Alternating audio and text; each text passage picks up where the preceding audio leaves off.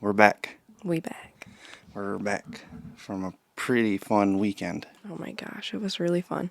So, I feel like we just need to dive right into that. Yeah, just to recap. And we need to address the elephant in our room. I'm not a tip-up stealer. Okay? We need to get that straight right away. I mean, maybe to them you are. Oh man, I hope I didn't burn any bridges. Oh. So, I feel like I'm okay because I can blame you and then you can blame Greg.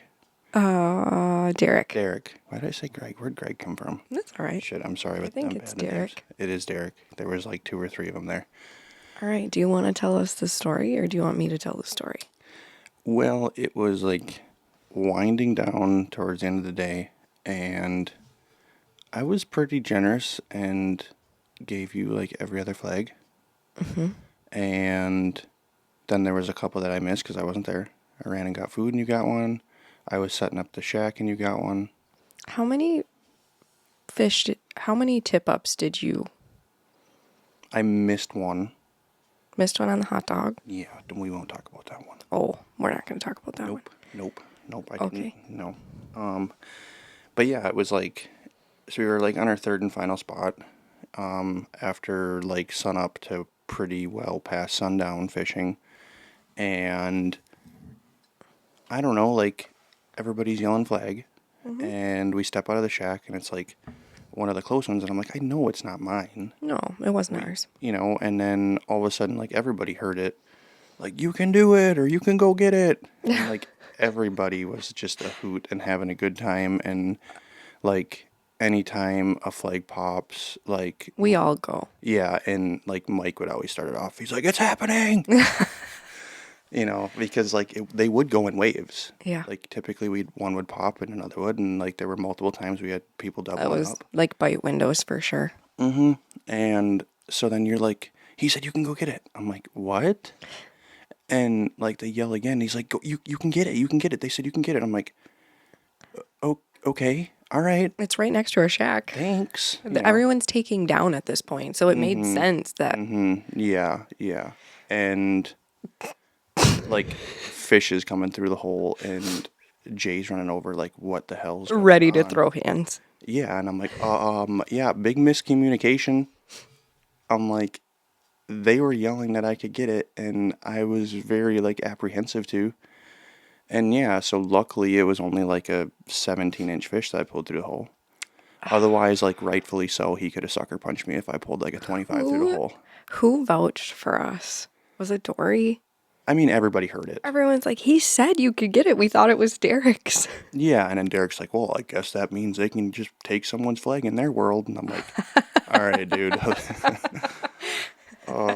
So that capped off a really fun day. It was so much fun. And I'm glad, like, after the fact, like, even the next morning we woke up, because by the time we got back, and we were thinking about just hoofing it back, but by the time we got back to the house, and we kind of just sat down and had some food and chopped it up, and it was like, yeah, let's just chill. Yeah. So we got up early, and Sarah and Jay got up before we left too, and they were still laughing about it. Mm-hmm. And then they were even commenting about it on a post when we got back home. So I feel like everybody's pretty lighthearted on it. Yeah. But I feel like I needed to address it. So the agreement is next time we fish, Jay can get my first tip up. Okay. I think that's fair. Yeah, and yeah, hopefully it's like a tank. Yeah. Then we'll be, I mean, then he we'll be did square. win. Yeah. So he can kick rocks. Oh my gosh. He sets this thing up and wins them both. I know. Like what? Biggest walleye and pike, right? Yeah. On the hot dog, right? So Yes. he won the hot dog and biggest walleye. Yeah. Yeah, wiener. Yeah. Anyways. Oh gosh. But it was a really good time. It was And, nice. Like, again, I think we've talked about it previously, just surrounding yourself with really good people. Oh, And from top to bottom, everybody that was there. it was really nice. Yeah, like grade A people. Just really good camaraderie, like the hospitality for them to welcome us into their home, of course. Yeah, it was really nice. You know, because we swung in the night before, and then we were up at the ass crack of dawn, and we were walkers typically, or just drive our vehicles on the lake, so we didn't. And honestly, like really shocked at like the lakes over there are just different. You could just tell immediately by the ice. Yeah. Like the ice heaves were insane. We just don't deal with that. We don't really have that. And we're on Matanga. We're on, like, I was just on Pelican, and they're big bodies of water too. And our ice does not heave like that. So it was very important to have either a snowmobile or a four-wheeler. And I think the snow depth by the end of the weekend was getting to a point where like a side-by-side four-wheeler was probably pushing it. I know Dayton was out there and had his four-wheeler, and he got around all right. But it was pushing it. Yeah. But Yeah. More exhausted than normal. These people are crazy. Just well, even what do you mean referring to fishing that long? picking up Oh, and that then way going through. to a new spot, picking up, going to a new spot. Like that's a lot of work. Yeah, so why don't you like explain to like just kind of give us the timeline of the day's events? Yeah, so I think we left the house at Jay's magical time of 5:50 right on the dot. And got to the lake, and unfortunately we don't have a snowmobile, and what, 3 or 4 other people didn't. So they had to shuffle us back and forth and go bring a group out, come back, get our sleds and get us. And so eventually we get to the spot a little bit later than what we wanted, but it worked out. And set flags for walleye. We were jigging a little bit, but it was mostly just waiting for tip-ups. Yeah, there were some perch around on the first spot, but Oh, yeah. what did we walked away with? What, 2 walleye from that first spot? Yes. But they were more caught. Yes. Yep. Yeah. I mean, we came home with a mess of fish. I mean, we ended up coming home with 4 walleye, which was really nice. Like 5 bluegill, a big crappie. And, yep, some panfish, so we had a pretty solid fish fry Sunday. Yeah, and there's some in the freezer. Oh, that's right. Yeah. We didn't even cook it all. Yep. Yeah. So we started there. Me and Sarah kind of doubled up right off the bat. I had the first flag, and as I was pulling it up, she got a flag, so she ran over there, and that was fun. And then what, were we there for maybe a couple hours, a few hours? I think we kind of pulled out of there at like, what was it, 9 o'clock-ish? 9:30, something like that. Yeah. And went to a spot for panfish and pike, which is when the hot dogs came out. That's just weird. Well, okay, so we should explain to people a little backstory on that, because I know we're going to have, like, what the fuck were they doing with hot dogs? So, they've been doing this fishing with friends, kind of. This is the 4th year. So this is the 4th year, and we've gotten friendly with a few of them. And mostly social media. We briefly met Sarah at the Oshkosh fishing show. Oh, yeah. But that was very brief. I've been following her for a long time. And then obviously getting to know Jimmy and Dory really well and hanging out with them and stuff, that Sarah extended the invite out to us. Yeah. And they do this, you throw $5 in and purchase a hot dog, and it's very strict rules. Well, You got to get it from Jay, and you have to use majority hot dog. Majority hot dog on your hook, but you can use it however you want. Yes. So people were doing all kinds of things. Like attaching it with a minnow head on and like cutting it into different shapes. Yeah, I thought it was a great idea to soak my hot dog in the minnow bucket. And it worked. Oh, yeah. We had multiple flags on it. And put a minnow head on. And you tried, right? And the hot dog was off. Yep, twice. And I tried and for sure missed the fish. But then like Jay was cooking his hot dog, I guess. And caught 33. Yeah, Was it? I think so. Like a pretty solid pike, which was pretty cool. But I mean, we had a lot of flags. Like literally came back with a 5-gallon bucket full of pike. Yeah, 2. 2 buckets full of pike. Yeah, and because we all gave them to a guy that likes to pickle. So yeah, they said there's just so many in the lake. Keep them all. Don't throw them back. yeah, I mean there was nothing like. The nicest one was the one that Jay caught by far, and it was a solid fish. Yeah. Honestly, really was. And then he caught a really nice walleye as well. But so it's just been kind of a running camaraderie kind of joke thing. Like, I mean, you hear people saying weird things like that, using hot dogs and stuff, and it was just kind of a little gag kind of deal. Like, and whoever caught the biggest fish on a hot dog got the whole entire pot. And the little trophy. Oh, and a trophy. They made a hot dog trophy. So they had little trophies for like, Biggest game fish, pike on a hot dog, and well, yeah, biggest fish on a panfish. hot dog, biggest game fish, and then I think biggest panfish. Yeah. But yeah, it was just really cool. It's just a big group of friends. Was it horrible with names? Kyle that caught that huge crappie on I believe so. a tip up. Yeah, I believe so. I believe That so. thing was huge. Didn't expect that. They got a couple really nice ones. His Yeah, they wife did. got a really nice one as well. Yeah. But yeah, we hung out at that second spot. It was kind of just a bay there that was a lot shallower and like a ton of weeds. And there were some really, really good quality fish there. Oh yeah. Like the bluegills that were being pulled up, and Courtney caught a ass load. Yeah, really I keep nice telling her that she had the hot hole for sure. Yeah, like everybody's fishing around her and she's just pulling them up. So it must have been, she was What she was doing, or she was holding her mouth right.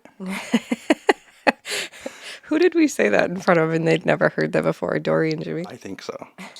So in my family, we always said, like, if you're not catching any fish, are you holding your mouth right? And it's just been like a running joke. And I think I said that in front of them and they're like, what the hell did you just say?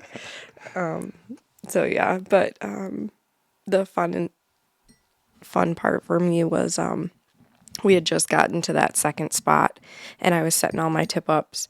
I was on my third tip up and I turned around to grab minnows and my first flag was up and I was like, oh, flag. And everyone just started laughing because they thought it wasn't even set yet. So I was like, that thing's been up forever. She's like, I am so sorry. So I ran over there. There was so much line gone and I caught that big largemouth. And I was like, oh, this is going to be a fun spot. Somebody else caught a really big largemouth too that I didn't see until later on social media. I didn't even pay attention. I just saw a picture of it. Yeah, I didn't know that either. Bigger than mine. Oh, nice. Mine was really pretty. I love bass fishing, so I was happy about that. Mm-hmm. It was a Yeah, I mean, surprise coming up the hole for sure. yeah, I would much prefer a giant smallmouth, but Well, all we had was walleye suckers. yeah. The bait shop was out of shiners and everything else. Yeah, but that's Hayward for you, I think, as well. And it was Friday night, and it was Oh, late. yeah. Like, we didn't get bait until 6:30 that night. Yeah, Sarah said they were So- completely full during the day. Yeah, so which I can imagine. But I mean, like, it's just a very, very, very popular area for fishing. And I was shocked, like, it really wasn't too busy. The second spot we went to had a few other people in it, and then we fished there for the bulk of the day, and I think at like 2:30 we started packing up and went to a third spot. Yeah. And that was kind of try to get on a night walleye bite, Yeah. and there were a bunch of perch there as well, but they just weren't biting. And they were really small. Yeah. Which, I mean, judging by the size of some of the other ones that we're seeing on the first spot, I'm sure there's some really nice ones out there. But yeah, then there was a few fish caught on the second spot as well, right? Yeah, it was more slow. But the weather. It was weird. It was supposed to snow until like mid-morning and let up and be beautiful. Like, It was a whiteout all day and long. it literally, yeah, it quite literally snowed the majority of the day. I think we got a decent little break like during that lunch hour-ish. And then we briefly saw, like, I got some really cool pictures, and I didn't show you yet, of the sun coming through the shack. Like, Oh. at sunset almost. You hide the good ones from me. I just was kind of doing a little bit of everything yesterday, editing, and that was one of the last things we did. And Like you posted your photo dump on Instagram. I was like, I didn't see any of these. What the heck? oh, the other day I was just Yeah. kind of Like whatever. life lately or whatever. Yeah. Like, oh my gosh. Oh, cool. I love the ones I'll probably post today or tomorrow. The moody ones in the shack with my breath. That at reel? night. The reel? Yes. Yeah, that was super Do you cool. have So, photos too or no? yes. So Yeah, I'm that talking was about. really, really cool. Yeah, and it was just, and it got cold. Like as soon as that sun dropped around below the trees, like it got cold. But the run back to the truck really wasn't far at all at that No, point. it was close at that point. I But mean, Courtney caught a walleye. oh, that's right. Yep. I know Jimmy and Dory had several flags, And I don't think they ever caught one. and then I know. I mean, we had flags Jay too. caught that big one. Was that on the second spot? No. Where was that? That was the second spot. Was that the right? Right away. Okay. Right away, I think. That's when he caught that big one. And then you caught his. And then Brittany goes to pick up tip-ups. Oh, that's right. Yeah, you're like on the I far was on tip my of- last, well, actually I did that one first. I did the furthest one first. And I'm just pulling my line up. And right at the bottom of the hole, boom, my hand goes down. And I caught a walleye, like right at the bottom of the ice. Yeah, I think they can be kind of weird like that sometimes. So my dad said that that's really common. And he said that when he's picking up his tip-ups, if he's in a good walleye spot, he will like jig 3/4 of the way up the whole way. He said because they'll follow it up and hit it. And I was like, well, that's what I think happened. I don't think he was there because I was going to say dicking around and like not paying attention. Like there was no fish on there. There's no way he was on there unless he was just like willingly swimming to the top. But the way he smacked that out of my hand at the bottom of the ice, I think he for sure followed it. That's really cool though. That was fun. I was like, 15, thank you. Nice little eater. Yeah. I mean, everything we brought back was really nice eating. It was nice to catch some walleye, even though they weren't giants. When we catch walleye, they're nice. By us. Yeah, and So- really a really nice walleye on that body of water. They said is like that 24 to 25 ish, and like I feel a our little goal- bit spoiled. Yeah, because our goal here is like a tank is like we're pushing 28, 30. Yeah, we're 29. pushing 30. But that's usually what we're catching. I mean, look Very at that. consistently. Look at that spring walleye bite. Like we weren't catching anything under 24. The major- 25, 26, 27, we- 28. We literally, I think, for opener, was it last year? Either way, I think we put just shy of 30 fish in the boat. And we literally had to throw everything back besides, I think we Because kept it was in the slot. well, or over. Or Like we literally couldn't get We didn't anything wanna keep- under that, like them good eaters. that was So, frustrating because I we couldn't think- bring anything home to eat. So I think maybe we kept like one on the over just to have some fish, Yeah, but we shouldn't have. I think probably not. I But felt like I should have put it back after the fact, but I mean, when we're catching fish, we're catching really nice walleye. So it was nice to catch like that middle range so that we could bring some home. yeah, so we don't catch the small ones. We like don't- that often. I don't know why. I mean, I just think we have really quite high quality fish, and those little ones, I just don't know. They're either over or in our slot. I mean, now I've caught walleye like this big in my perch spot, Sure. but I think they're all mixed in. I don't know, but very rarely when we go out, we're having good luck on nice ones. Yep. Yeah. I mean, what was yours when we walked out on Matanga 24, 23? We walked out. It was the day we fished Glade, and it was our last stop. It was our full day out. It was just this year. We didn't catch anything. Yes, you did. I have pictures of it. Oh, that's right. That was in the slot. Or right over the slot, and we put it back. Yep, it was 24, and we decided to put it back. I forgot about that. That was the only fish we caught. Yep. But yeah, I feel a little bit spoiled. And then we went out with Dom in Eagle River. Those were all giants. 27s, 26. The majority of 28. them, yep, they were over. And you just don't catch the little ones. So it was nice. It was nice to get some eaters for sure. Yeah. But it's just weird how it's different. They may have just a much higher population of walleye over there than we do. Yeah, that's a pretty good case. But yeah, I mean, overall, a phenomenal day. It was just was for so much fun. Saturday. And then it was kind of come back and get our kid, and now unfortunately she's a little under the weather. Oh. And we're supposed to leave tomorrow. So, Mom is stressed. which I understand you are, but It's she's just- a little champ. It's such a helpless feeling. It always is. There's nothing I Well, can do even for when her. you're sick, it's like, You can't really help me. yeah, You just like, gotta get through it it's get you what you with need that and poor baby. help you out as best as I It can. makes And me sad. She is handling it really well. I mean, yesterday you said she slept the majority of the day. yeah, so it was, I'm home just editing and lining up work and stuff. So I mean, what did I get yesterday? I got like 2 or 3 inquiries of wanting work. Good. So, so I was, managing that. And then kind of working, and I'm in that weird kind of feeling of I have to finish up that really big project, that shoot that we talked about last time with the tribe. Yeah. But I'm like, okay, we're leaving Wednesday. It's Monday.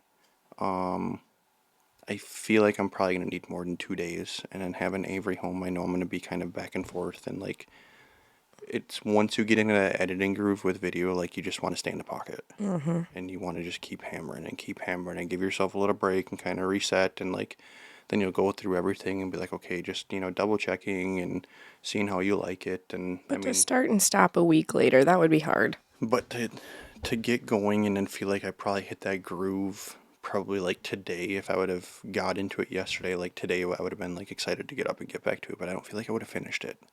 And it would have been like one of two things. I would have wanted to try my hardest to just drop it and not do anything and then get back home and resume. But then you're like starting over again after a week, and it's like trying to get back into that groove. Like review what you just did and Yeah, so it's like, I don't know, I'm that kind of person of once I start, I just want to get it finished. hammer it out. And, well, not even that, but it's just like, that's my train of thought. And I'm like, I'm getting creative with this project, with this work, with this footage. And it's not jumping to a fishing, to a hunting, to dogs, to this, to that. You know what I mean? To where, like, if I'm just doing some simple reels or just photo editing, like, I mean, photo editing's a breeze. Like, I listen to a podcast, like, I'll put YouTube up on, Oh, and yeah. just have some noise or listen to music and stuff. Like, you don't need that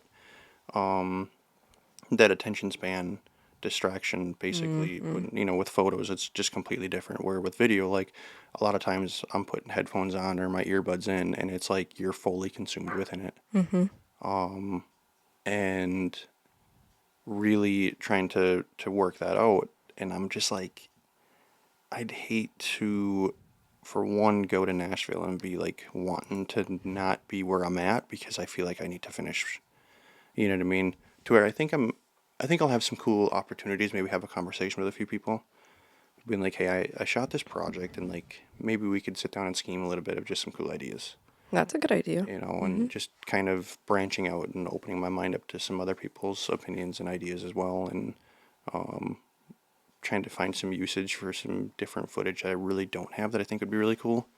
And I know we talked about reaching out to the tribe to see if they have, a catalog of footage that a person could maybe tap into, but I don't know. I think I'm just going to wait.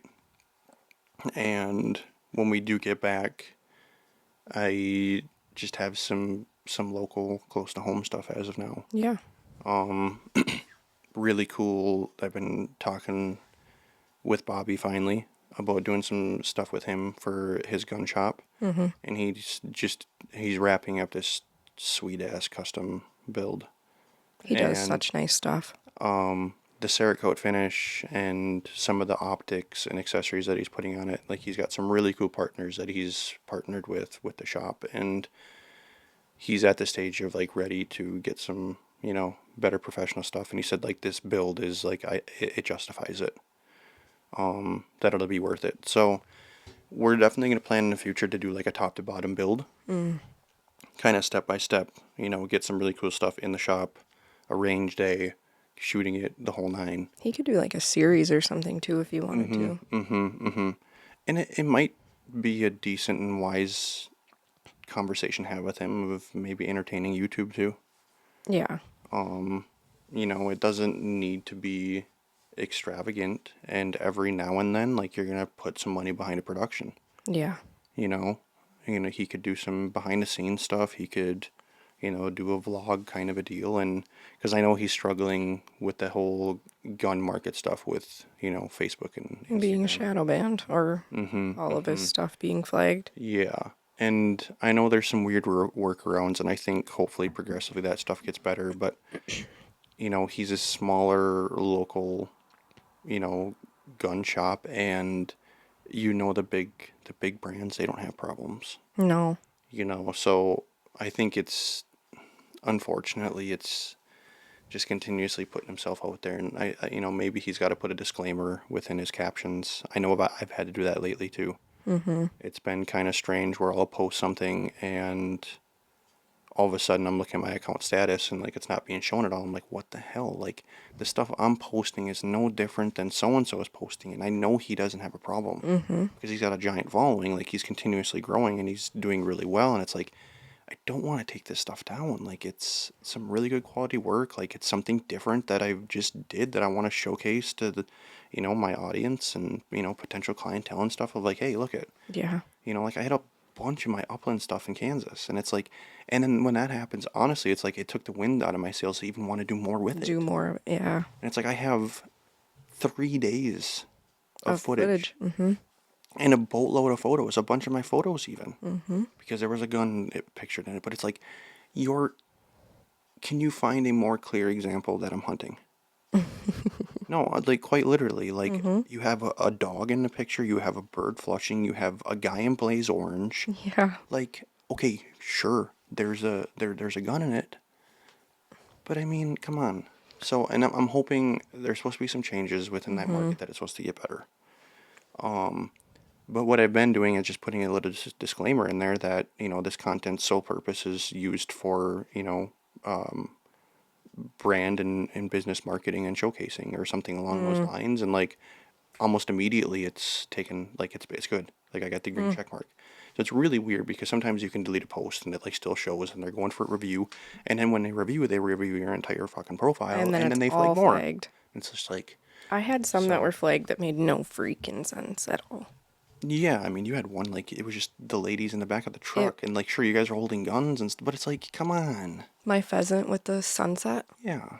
or Jamie's, or whoever shot that. Yeah, and it's just, like, I don't know, it's been strange, and it's frustrating when you're trying to grow, and you're trying to put yourself out there, and you're trying to get business, and you're, like, utilizing, I feel like in today's age, being a photographer, videographer, like, your first line of promotion is social media. Mm-hmm. It has to be. So like yeah, I'm showcasing some of the things that I'm doing and for fun, and it is my life, and like but also like trying to keep it professional and pretty decent and good quality content because I'm utilizing it as a portfolio as well. Oh, it is. And then It's when more of a portfolio. than when anything. people inquire, like, yeah, I'll send you a like a link to my website with a much more professional one. And if you want even more of a breakdown and comprehensive, like, look at just, like, these are just photos and these are just videos I've done, like, I'll send those to you too. Yeah. But, I don't know, it's been strange, and I hope it's getting better, but I know, like, to circle back, Bobby's been struggling with that, and I think he's finally figuring it out a little bit for him to reach out to me, because I know you do Katie's lashes, and you've mentioned a couple of times that they'd love me to come in, but it's like, how do you pay somebody to come in Why when invest we can't? in something when we can't even post it? Like, how does that benefit? Exactly. And it's a bummer. I'm seeing a lot more It's of his not stuff even, right and now, I'm not though. even thinking to myself, like, it's a bummer for him. Oh, Because I know in his he business, like, he would do very well if he could get his stuff out there. But I've been seeing a lot more of his stuff, so I think he's starting to figure it out. yeah. But otherwise, I'm stoked for this week. And I know you're trying to get into it because of having Avery kind of under the weather. But Yeah, it's just I know we kind of lightly touched on it, but the fever is what sucks the most. She is burning up. So, but when she's got Tylenol in her, she's pretty good. She's pretty lazy, but that's expected, and I want her to rest. yeah, I mean, honestly, she slept really well through the night for the most part, and she yelled at 3 o'clock. Woke me up at 3, said she was really hot and couldn't sleep. I asked if she wanted some medicine. She said yes. She ate a few crackers, and then I was laying there with her, and all of a sudden she like sits up. She's like, "When I wake up, can we play Uno?" Like, yes.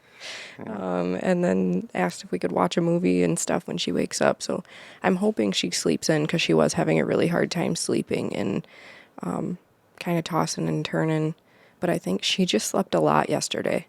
Yeah, and it's unfortunately that time of year. Man, I have been crossing my fingers, praying, knocking on wood, the whole nine that we don't get it. And unfortunately, I'm feeling like it's my fault. So that's also a mental struggle. I'm like, I went away for the weekend and my mom was sick watching her, and now she's got it, and Courtney's got it, and Brexley's got it, and everybody's got it. So now I'm praying that I don't get it for our trip. I know I was gonna make that comment, but I'm like, I don't want to sound selfish. Knock on wood, yeah. You know, it's like shit. You know, we're. I don't know that it's selfish, but it's just. I know it's just, but it's our own child, and if I get sick, so be it. Like, that's what I said too. I'm like, I'm gonna snuggle you no matter what. It's most important that we take care of her and she's comfortable, and if we got to deal a little bit of being under the weather to drive down or something, yeah, or if we have to hunker in a hotel room for a day or something, but like we'll get down there and still enjoy something. Yeah. But now just putting a sick girl into your mom's hands and my mom's hands, and I'm hopeful and feeling somewhat confident that she'll progress and hopefully get out of it today. Fingers crossed. I need to stay off Facebook. Yeah. Because everyone's like 7 to 10 days and they'll be normal. I'm like, no, I cannot. This is going to be day 3. I'm like, please tell me it is not going to last that long. Yeah, Facebook's the worst. How long until the fever breaks? 7 days. I'm like, oh my gosh, I can't do 7-day fever. Influenza is supposed to be completely different. Oh boy. So fingers crossed that's not the case.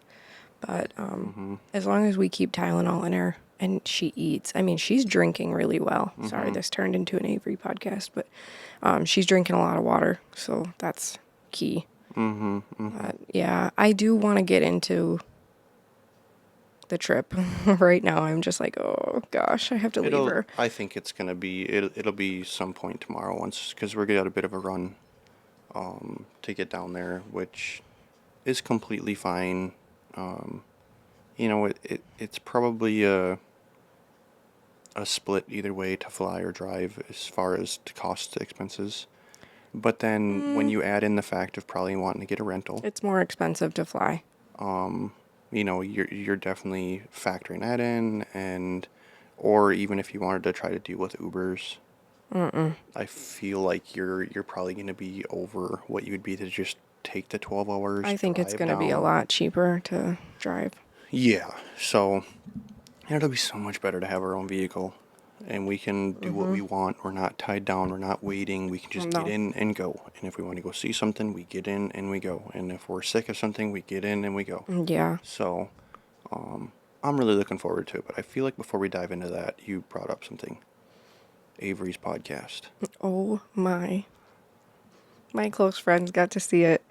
So I don't know. We'll post a clip. You still have it, right? Yes. I posted it on my personal, but oh my gosh, my heart. So we still have the table and the mic set up in here, and I don't remember how she asked, but she was like, "Can we do a podcast, Mom?" And I'm like, "You want to do a podcast?" She's like, "Yeah." She's like, "Can I get up there?" I'm like, "Go ahead." So she puts the headphones on, and she's so short, so she's holding this down here.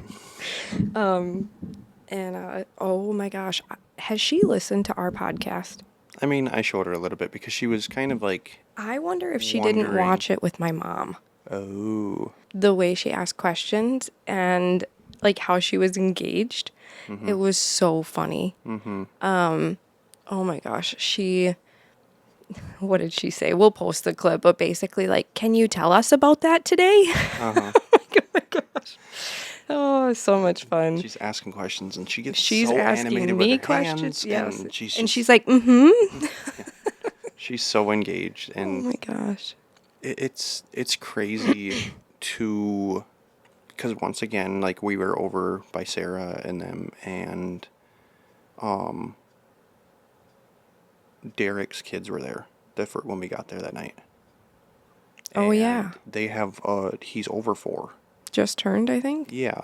And it's just to see that, like, we need to be so fortunate with what we have in Avery. We're blessed. Just to see how engaged she is, and I feel like, and I don't want this to come off the wrong way or anything, but like how far she is along. I how truly, advanced she is. she's not even 4 yet, and I truly feel like I have a 6-year-old. She can stay focused. She's very engaged. She's very mature. Her vocabulary is off the charts. Yeah, just her, even her comprehension. Comprehension of things. Yeah. And just how engaged she is in willing to like sit down and want to have a conversation. I know. Like most kids don't have that attention span. Mm-mm. You know what I mean? Like, and just how Like, she thoughtful she asks us is, and every how morning, how did you sleep? like a routine every night Mm-hmm. when we put her down. You know, good night, sleep tight. You too. Dream about me? Yeah, you know, and it's like, I don't know, and everybody else's kids are great, but it's just you can see that just that progression, you know, and kids develop at different paces and stuff, and like Avery just like, you know, and it's amazing. We're super fortunate, and you know, even very early on, like when we had her scores and stuff, I mean, she was in the top percentile for everything, and I mean, I know that's growth, but it's like, is there a factor that kind of correlates with that? Is there, you know what I mean? And I don't know. There's obviously we need to pat ourselves on the back, Yeah, we do and work with her a lot. you know, and credit is also due to us for sure Yeah. for helping her along, and you know, and I almost wonder if there's a weird like intersection of, I look back at when you got pregnant, that, I mean, I know we're kind of on the road back to it, but like probably the healthiest we ever were. That was the healthiest I'd ever been, the most fit I'd ever been. And I almost wonder if it kind of correlates with that, you know, because I know, you know, and like not to throw shade or anything, but like we didn't necessarily grow up in, either of us, Healthy in households. in that like health focused, you know, household. And I think we really, I do feel like that's one thing that I brought into your life. You know, I kind of, honestly, like when we met, I was pretty like little, skinny, mini, You were skinny mini. not really. Well, I You were mean, just starting to build muscle, I think. so I guess backstory. I was kind of always that chubby kid, to the point of obviously like getting picked on in school, and to the point where like really it can zap a kid's confidence to where I'm like wearing baggy sweatshirts. Well, Don't, you know what I mean? and Don't even like care what the temperature is. Like I just want to cover up so people don't see me. not being eligible for certain sports positions. I remember you talking about Yeah, that so a that lot. was very early on. So in middle school, we had a Pop Warner, a youth football league, and because I went to Florence, we actually played in the UP a ton for that.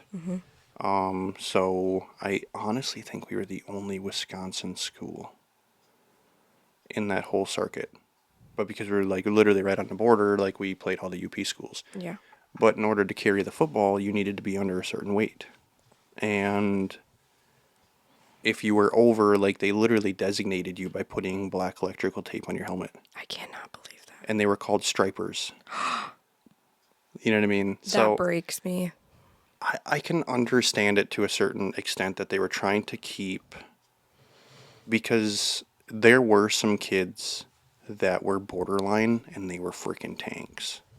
Like I vividly remember a kid, I think he went to Kingsford, and the cap, I want to say 7th and 8th grade, I think it was 160. If you were over 160, which looking back is like, there's plenty of schools out there, like big time D1, D2 schools like Big that. boys. They're 200 pounds in middle school, and they're, you know what I mean, they're built and they're jacked. And uh-oh, she's up already. What time is it? 6:45. I thought she was going to sleep in. I thought she would too. And we're only 40 minutes into this. But we'll try to wrap this up. Ooh, she's going to be adamant. Yeah, she is. Do you want to continue to tell the story? I can understand it from a competitive standpoint when you have these kids at that age that are soaking wet, 110 pounds, trying to tackle a kid that's 159 and getting obliterated. But I was always the kid, and honestly, I remember 8th grade. I was so devastated because I was like 2 pounds over. I was so looking forward to being able to, like, I remember getting down to my underwear and jumping on the scale when we were getting our equipment. But then I think that is really when it hit me that I was so close. And I think that's when that light switch flipped of finding that motivation to start to take care of myself. That if I want to be with the other kids, it was important to be able to take care of myself, and kind of get fit. And it took a little bit longer, and I think maturity was a lot to do with it, to where kids just mature different. You hit puberty different.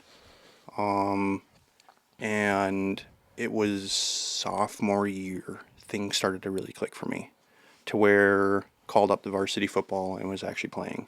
I wasn't just coming in off the bench for baseball and getting to swing the bat once a game. And it took a lot to finally start to prove myself. Showing coaches that I was capable. But then also being recognized, and I give a lot of credit also to, throughout high school, my childhood best friend Jesse, he really took to the gym. Yeah. And actually a public gym, which is super cool, and he had some people within that space that really kind of drug him into it. And one of the first times I ever went and lifted, I remember him like throwing a 45. So he threw a plate on both sides of the bar. We were doing chest, and so 135, and he's warming up with it.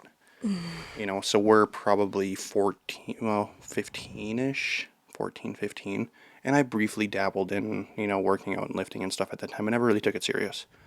And I'm like, sure, I can do that. Like, he's throwing it around like nothing. I grabbed that bar and damn near drop it on my neck. You know what I mean? And coming around to it, like, it was more so form. It was more so, you know what I mean? So, like, just developing that range of motion and everything that way. But to the point, like, progressing to, all of a sudden, like, junior year coaches, like, Strew, what are you doing? I'm like, what? He's like, are you trying to lose some weight? And I'm like, working out pretty hard in the gym. Well, you keep at it. You keep at it. You know what I mean? So it's just like people start to recognize it, and you get that motivation, and to the point of like, it might have been senior year, which at the time, even through like junior year, varsity, like I'm starting both sides of the ball. For football, baseball, I'm starting. Baseball was kind of different. I loved third base. I had a really good glove, but man, I couldn't throw for shit. I'd have about 2 good throws and me and my arm would go to hell. And I think it was just form. I think it was, you know what I mean? Trying to throw it as hard as I possibly could. Mm-hmm. And at that kind of a distance, sure, sometimes you have to, but like it's, I think it was just important. That was one aspect of the game that I never really developed well. Mm-hmm. Like I could hit really well. Even that was like another weird little thing of like my speed developing throughout high school. Because I remember even like in baseball, like kids yelling at me like, "Screw, you're so damn slow," like trying to run around the bases. Mm-hmm. You know what I mean? So it was just like, I think maturity had a lot to do with it, and hitting puberty and stuff like that. It's just kids. It's just developmental and stuff like that. But then really pushing into it, and but like, to be honest. Well, no, I think I've beat it not that long ago when we worked out at Tone Zone, but like have vivid memories of benching 350 in high school. Squatting probably over that.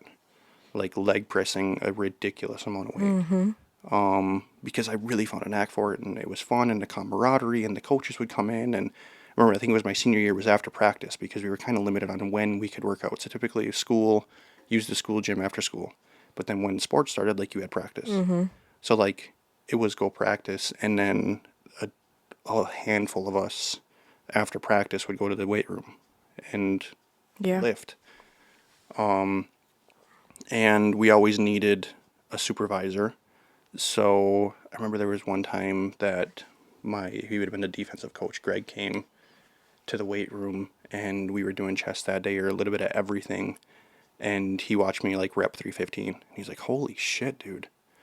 So it was just, and then like you start to get the recognition. Like I got some conference awards and stuff like that and some cool things that way. But then I think it evolved into wanting to chase football into college. And I had offers, but they just didn't offer anything that, from an educational standpoint, that was appealing to me. Right. I was pretty stuck on wanting to go the criminal justice route. And to be honest, like highly considered military and like specifically Coast Guard for whatever reason. I think more so, like, I mean, sure, you see him do some really, really cool stuff, but I don't know, that border patrol, drug enforcement kind of deal, like, really stuck to me. And, and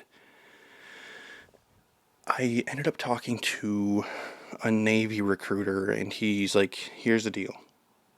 It's going to take a lot for you to kind of get something like that within what we can offer. So he's like, I recommend go talk to a Coast Guard. And after going through some of the tests, even with the Navy recruiter, I, at that point, started to figure out that my vision was pretty shitty. Like, I think it was junior year, I finally got a pair of contacts and, like, Whoa. realized that, like, I haven't been able to see for quite a while. And that kind of hindered some of the job placements that I could have gotten within the military. Oh, yeah. So it's just like, okay, well, that's kind of a bummer. Kind of took me out of wanting to consider that. And the next best thing was to try to get a degree in criminal justice. So ended up going down to Platteville, and honestly, when I found their criminal justice program, that was like I was just set on wanting to go there.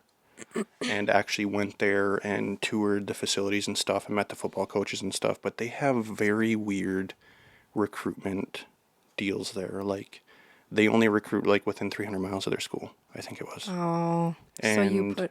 it was like 350 for here. So it's like, we would love to have you on, but unfortunately you're gonna have to try to walk on. And I was like, that's not a problem. Like, I'm not scared of that. I'm not worried about it. But then it's like, through the course of engaging in conversations with him, and like their facility's top notch, like really cool program, but they're Division 3. And it's like, outside of the experience, I guess, what am I really going to gain on this? It's not really going to propel my career. It's not really going to take me anywhere per se, unless if like I blow the roof off the place and then you transfer to, Madison, because there's kind of a route to do that where like the Badgers go to Platteville to actually practice and stuff in the spring, and they will recruit a handful of players, like top end players, sometimes out of some of these lower tier schools to basically level up. Yeah. Kind of that JV to varsity kind of a vibe almost. And so it just kind of hit me of like, okay, their criminal justice program is like one of the top in the nation at the time, and I don't know where they're at now, but like direct recruitment links to the FBI, to the Marshal Service, and I'm like, if that's what I want to do, I feel like I really need to devote my time to that, because college is going to be a different ballgame from an educational standpoint. And some of them programs and recruitment alleys, to be able to go that route, like you needed to be in like top 10% of your graduating class. So it's like, do I want to? So I guess my intention was is like just freshman year, let's just soak in the school and see what this is, and like if it's an easy workload, like maybe I can add on football on the plate, and I'll try my sophomore year. But the one thing I never quit was lifting, and I think that's when my like major transition kind of happened, of like losing a ton of weight. Went from, because in high school I was offensive tackle and defensive end, so one of the bigger kids. Like, I was probably around that 220 to 230. My senior year, I think I was like more 215-ish. So definitely bigger. And I mean, not big compared to what some of the kids are nowadays, but I don't know, then it kind of transitioned to getting lean in college and utilizing their facility. Like Platteville's weight room is like top tier, really, really, really nice. And the other kicker was of like where my housing was compared to a lot of my classes and the walking that I did every single day. I mean, probably 20,000 steps a day, if not more, like Yeah. multiple miles worth of walking.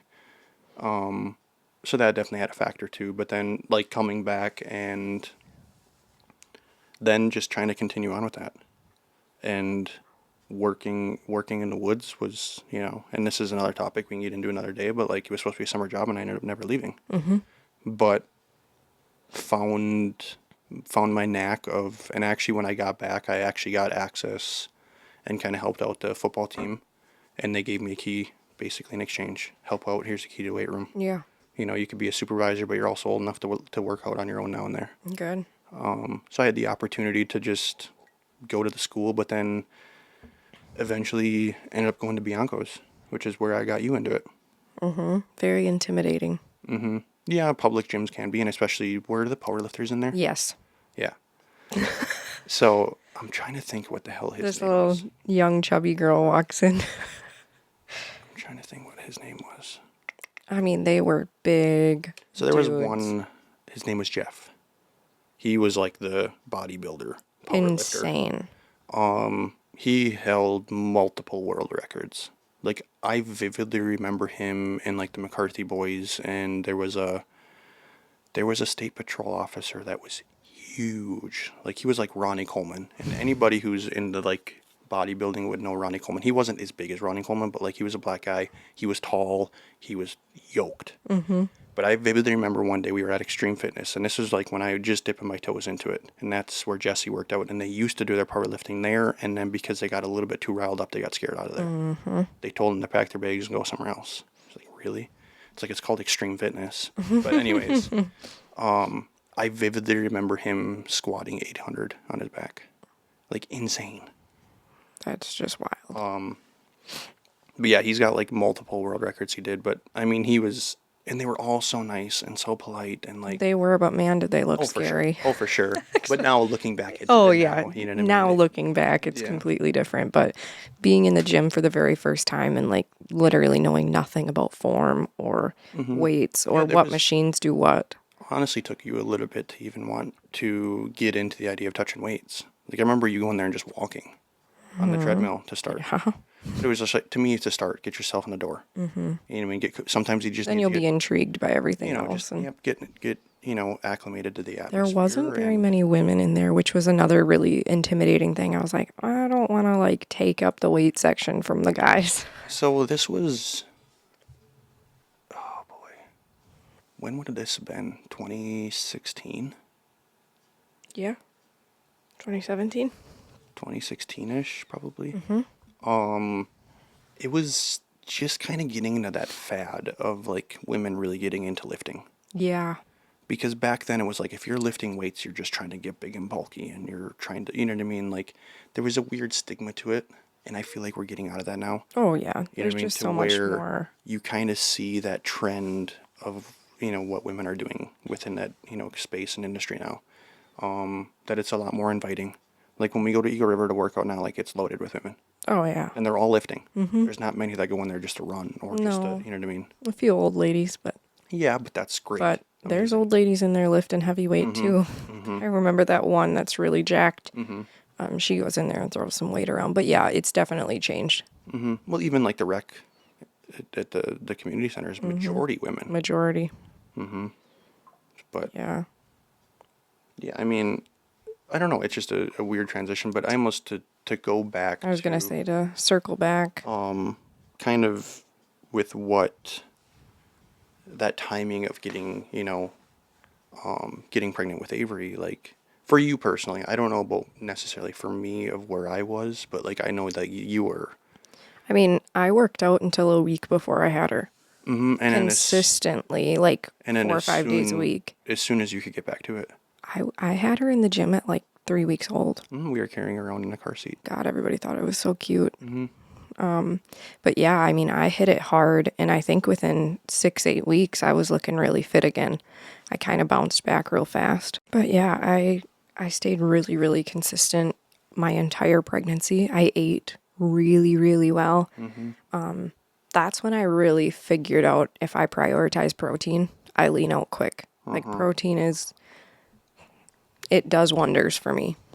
And then staying really fit after I had her was really important. And I think that really helped combat my postpartum that I struggled a lot with, that I think maybe we should just mention at some point throughout the podcast. But I think just getting out of the house and trying to release all of that in the gym with her right next to me was really, really good for me, because I think I could have spiraled at home.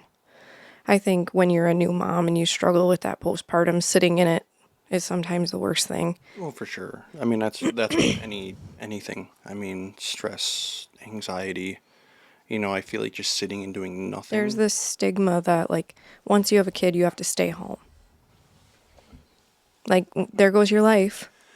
So that was a thing that we agreed upon very early. Was she is an addition to our lives, and there are some people that want to throat punch me for saying that. They're like, no, she is priority, but she is an addition to our lives. Look how much she's taken to our lifestyle. I was gonna say, like, proof's in the pudding. Yeah. Like, you guys want to have that attitude, go for it. Yeah, that's not for me. Go for it. Like, I do not want to sit home and just wait to see how she develops and, like, what she enjoys. Like, yes, we're going to change with what she enjoys when it gets to school and sports and all that kind of stuff, but she is an addition to us. And she's done very well adapting and adjusting. Yeah, but it's also like people just see that we are still on the go and she's with us a lot and we do all of these things. And for one, yes, we have a pretty tremendous support system of people that are willing to help. Yes. But people also don't see like the sacrifices. No. And the things that we have changed within that. And I mean, kind of to jump back a little bit, she was 6 months old in the bottom of the boat while we were muskie fishing. Like, we had her set up really nice. She was completely fine out there. And I think that bringing her into the outdoors so early on in her life really shaped who she is. Like, she's really enjoyed the fresh air and trying new things. Like, that girl is open to trying whatever we want to do outside. She's been casting a fishing pole for well over a year. Way over a year. I mean, way over a year. And very good at it. Very. Yeah.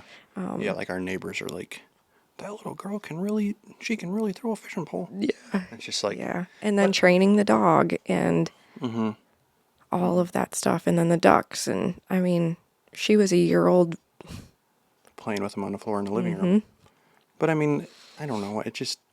It's just really important to get them out into your lifestyle and not just feel like your life has to stop and you have to stay home and you can't do anything now. Like, that is such a toxic mindset that just like makes my skin crawl. I'm like, you have to live your life and she's going to be there with you, or he, or whatever.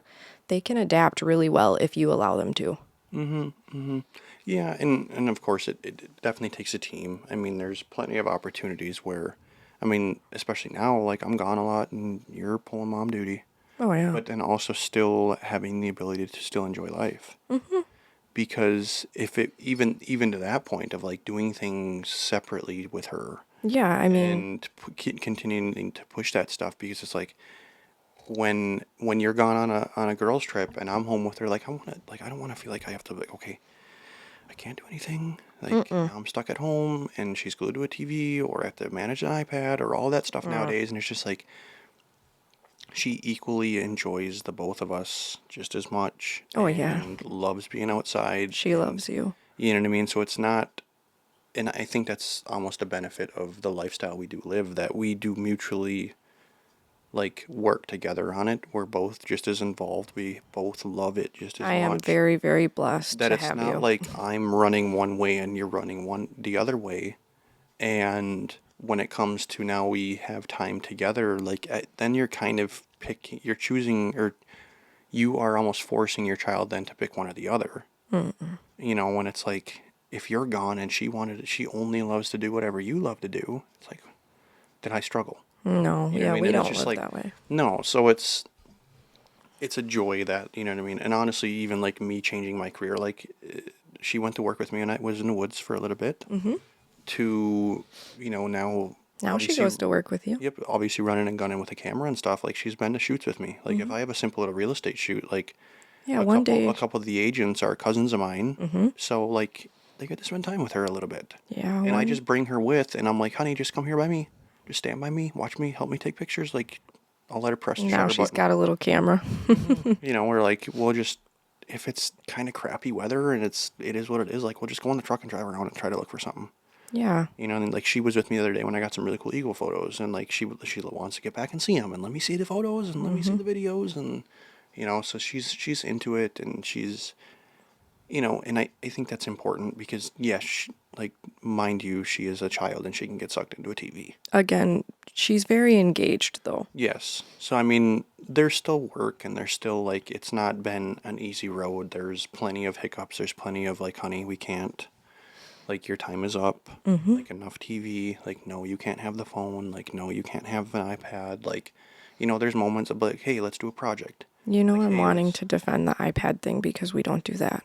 No, I know that.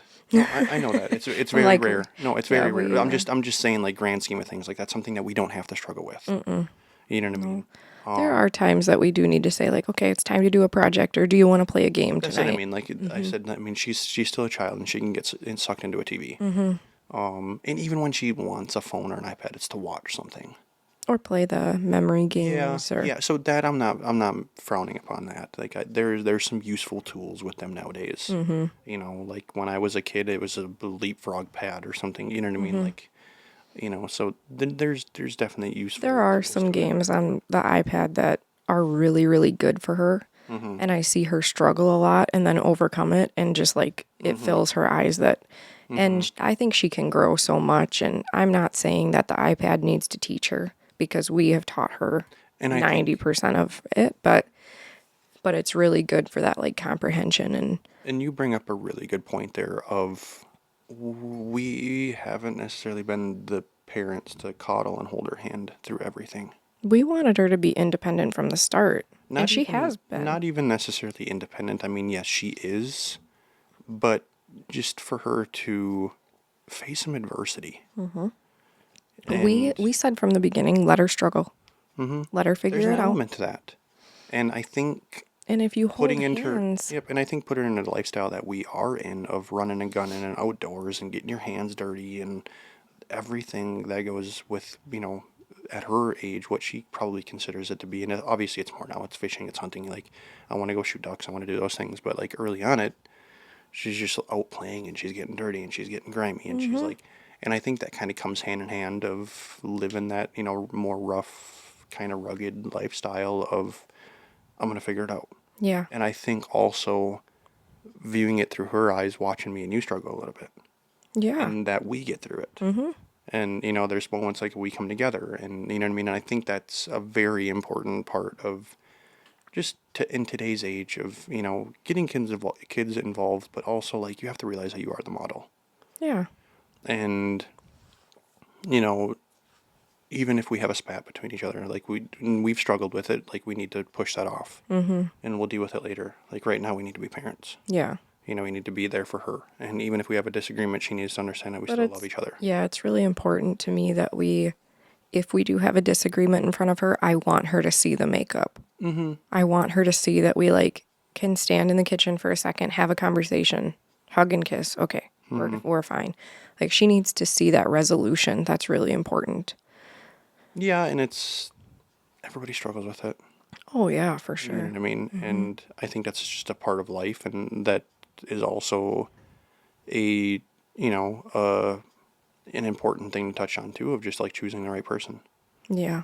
Like knowing that, because we got together really young, but just aligning with goals and mindset and all of those things of like, even though we're still working through things and even though we're still growing and stuff, but that's the important part, is having somebody that you can do those things with. If you're not, yeah. Of having somebody that, because it's not, yes, you are a compliment to each other's lives, but if you get together at a certain age, like you're building a life together. And you need to have that partner. You know what I mean? Like truly like that agreement of like, here's, you know what I mean? Somebody Yeah. who's willing to work hard and be there through you and go through the ups and downs and Learn how to truly trust your person. yeah, it's just and you know, that obviously transitions into, you know, having children. Like that's a giant step. Yeah. And you Can need I to, share my little love story? I you just made me think of it. Growing up, I never wanted children. I didn't. I want to preface this by saying it frustrates me to talk about this now because I don't understand where my mind was at that point.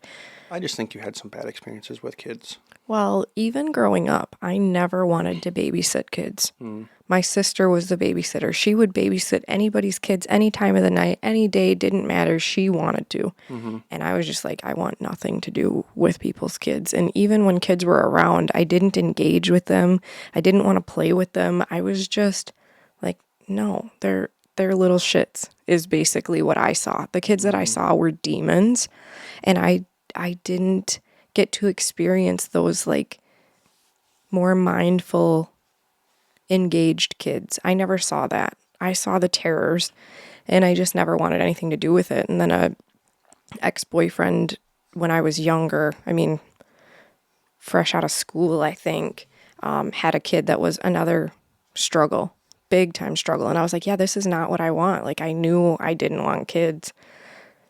And then I met you still in the mindset of like, I hope he doesn't want kids because I sure don't. And that is how I knew that you were the one. Because all of a sudden it hit me that I wanted a family with you.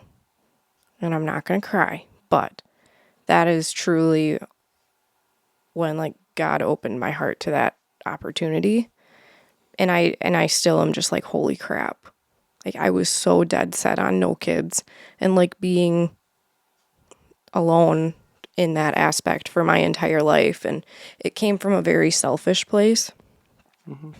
Because I didn't want to give up my passions and I had such big goals for like the hunting and the fishing and all of that stuff. But I think meeting you showed me that a child can be an addition to a life and that she can be right there with us. And just having that comfort within you to like know that I'll have the support was a game changer for sure. And I always say that's my little fairy tale love story because I never wanted kids until I met you. Yeah, and I was somewhat certain, but I also grew up with a ton of cousins. I grew up with, you know, Justin having Charlie, you know, when was I still in high school? Or just out, I think I was still in high school. You know, so like I was experiencing babies on a regular basis and close and watching them grow up and like kind of going down that route. But then I think really things really clicked with me at one point along with you of just having that mindset of being able to hopefully, and I think that's like just the driven person that I am of providing a life to some kids one day that I didn't get to live.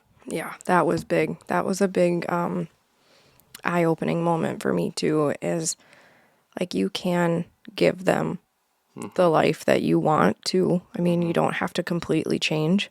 And there was so much stigma with that for moms of just like I said, you don't get to do anything anymore. Say goodbye to fishing. I mean, I heard it so much. Say goodbye to your sleep. Say goodbye to fishing and hunting. You'll never do that stuff again. And I closed my ears to it. I'm like, that's not quite literally been the exact opposite. Yeah. She sleeps great, guys. We've been blessed because I think she slept through the night. Like within a month of being home, she was sleeping like a rock. Yeah, and of course we had some hurdles and hiccups and stuff, but I mean, that's with anything. And does that relate to us like being so busy with her? Yeah. We did a lot with her even at a young age. So when it was time for bed, she crashed. Like she had a lot of fresh air. Yeah, even the bare minimum thing of just like that mental stimulation probably kind of exhausted her in like a Right. good way. Yeah. And then obviously turning to a point of it being physical of yeah, being outside all day long. I mean, I'm sure being a baby like Before she could walk, I had her crawling in the grass in the backyard consistently. I was still on maternity leave and I had her in the backyard. I let the grass get a little bit tall and she crawled around in there. And like we just kept her in the fresh air and in the outdoors. And I think that that really helped shape like her routine.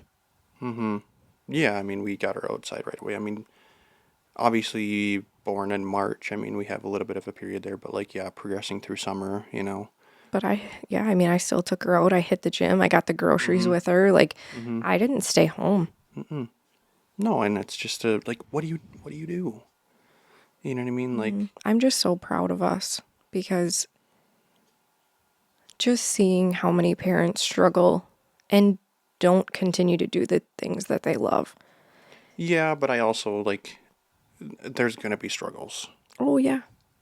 Like we've had our fair share of struggles, Oh, I know. you know, and I think it's navigating that because there's always, you know, like people were so quick to tell us all of the horror stories that it's like you can either listen to them or like you can just continue to, you know, carve your own path, but people are never going to tell you the horror stories that you really need to know. No, but that also shaped how I talk to future moms. Like I'm not going to sit there and tell you the horror stories. I'm the mom that tells you all the amazing things. Yeah, and it's not even horror stories. Like, if I were to give advice to anybody who's wanting to have kids or like step into that, is just don't forget about each other, like me and you, because I think that's where we fell off. Is and where our struggles happened is like we were so devoted to being good parents, and then with you being a mother, having that motherly instinct, but then as me being a dad, like you want to be a provider, so it was just like Well, it there's was so work. much pressure on both sides. You know, it was like, okay, just go consume work and like make as much money as you can. And like, okay, now it's time to provide for another life. Like I have to have enough income coming in for a whole nother person. And And like a child is like, you got formula, you got diapers, you got all these things. And like, yeah. honestly, we had Avery during COVID. So like every like peak shortage of all the things, prices through the roof, like it was expensive as shit. That it was just a slow bleed that we were forgetting about each other. Yeah, and I Like and we I didn't. thought back in that time like how can I focus on Jeremy right now? Avery is priority. Like I have this brand new baby. I have to take care of her. I can't think about Jeremy right now. Jeremy's an adult. I have to focus on my kid. But you cannot forget about each other. Yeah, and it's just like honestly, like we almost forgot our own advice of like telling us, each other that like she's an addition to our lives. You know what I mean? It's like, okay, we took that as a literal term of like, no, she's an addition to the things that we enjoy doing, not, you know what I mean, to Yeah. me and you first and then her. And there's obviously plenty of moments where your child is first, Oh yeah. you know, and there's plenty of moments where me and you are first. But like, don't stop, like, even the little things. Don't stop dating. Don't stop, you know what I mean, just connecting and sitting down and having conversations and reminiscing and planning for the future because that's also another thing of like, okay, now you have a kid. It's like, okay, I can't think about the future. I got to think about right now. Yeah. You know what I mean? So you kind of inevitably push things off. And it's like, you know what I mean? For a long time, like we were on a pretty steady trajectory and it's like we had Avery and it kind of leveled out for a bit. Yeah. And But it's we're like, back. yeah, yeah. And it's taken a lot and, you know, thankful that we're still doing it. I And, know. you know, but it's one of those things of just, again, finding that right person.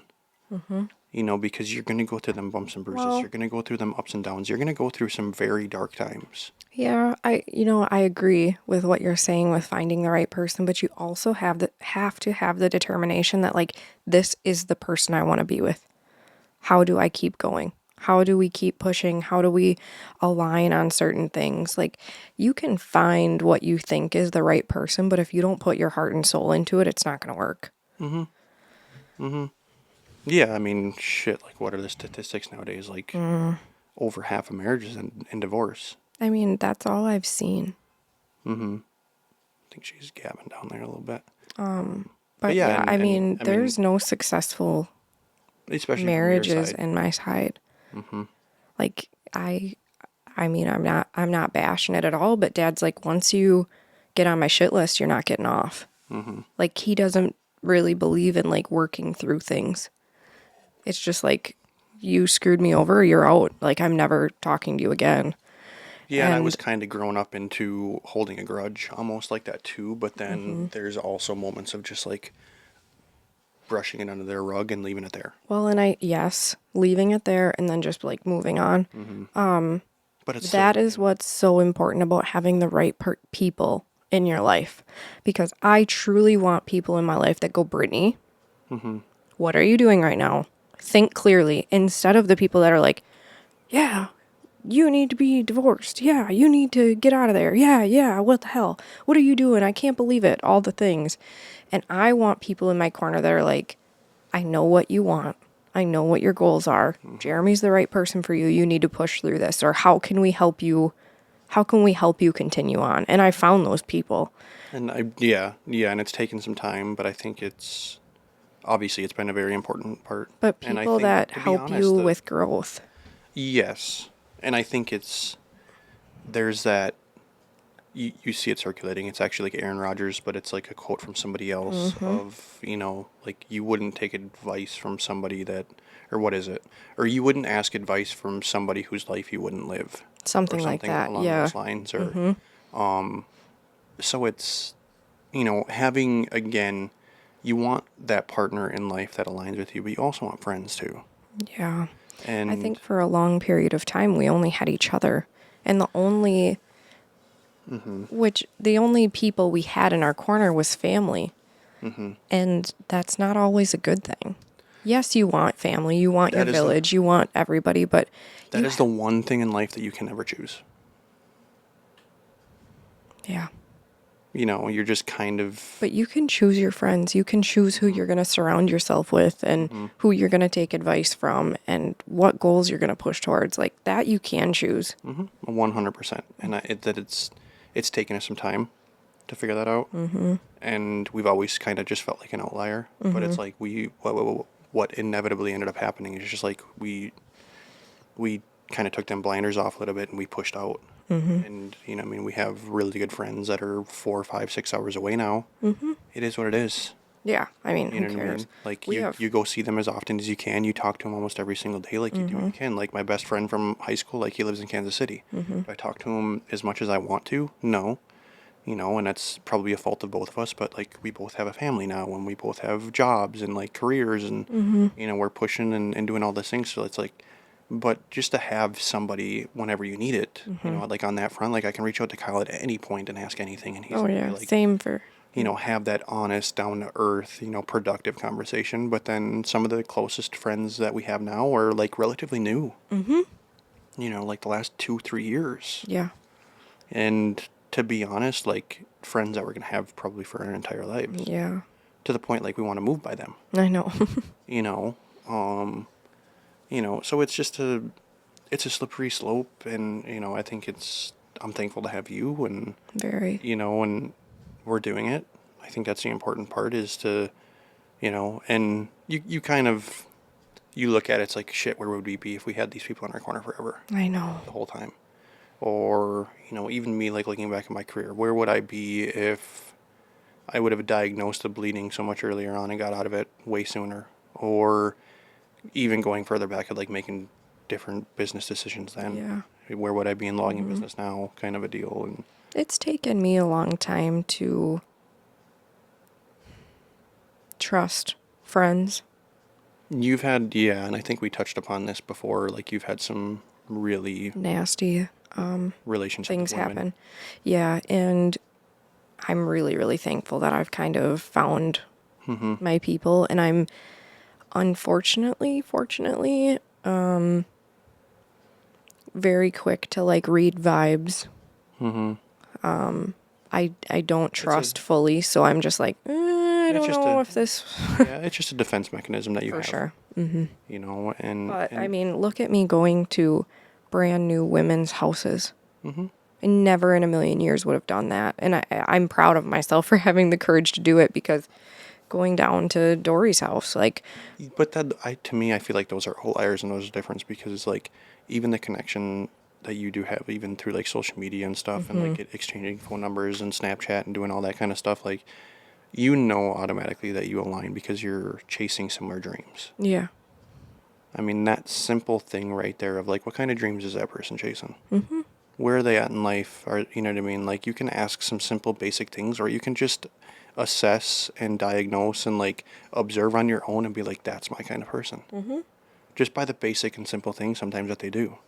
How do they handle Yeah, I'm themselves? figuring it How do out for they, sure. you know, like when you start to have some conversations, like are they the same person that you portray them when you're seeing stuff on social media to, you know what I mean? Authentic. You know, and there is a weird shady side to people nowadays like that too. Like they Yeah. put a completely different message off on social media and can really draw you in, and it's like, "Ugh, okay.